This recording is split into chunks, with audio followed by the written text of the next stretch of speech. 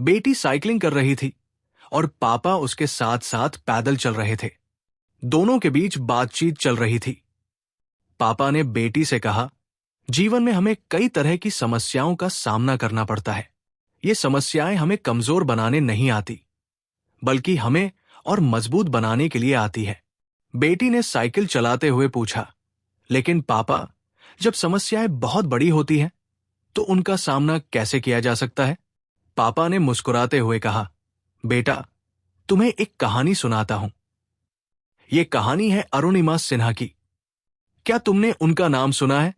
बेटी ने सिर हिलाते हुए कहा, नहीं पापा, कौन है वो? पापा ने चलते चलते कहना शुरू किया, अरुणिमा सिन्हा एक राष्ट्रीय स्तर की वॉलीबॉल खिलाड़ी थी।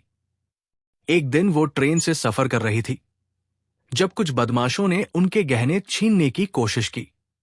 उन्होंने उनका विरोध किया, लेकिन बदमाशों ने उन्हें चलती ट्रेन से नीचे फेंक दिया। इस हादसे में उनकी एक टांग कट गई। सोचो, एक खिलाड़ी के लिए यह कितनी बड़ी चुनौती होगी। बेटी ने हैरानी से पूछा, फिर उन्होंने क्या किया? पापा ने गर्व से जवाब दिया, उन्होंने हार नहीं मानी। अपनी कृत्रिम टांग के साथ उन्होंने खुद को और मजबूत बनाया।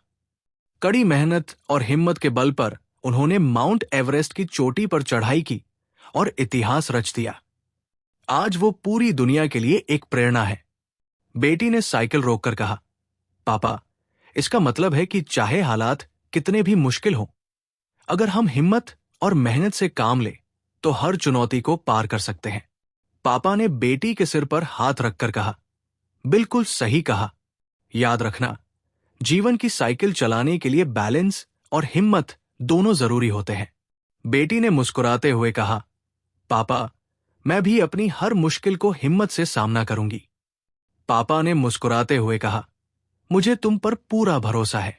और दोनों आगे बढ़ते गए, एक नई प्रेरणा और उत्साह के साथ।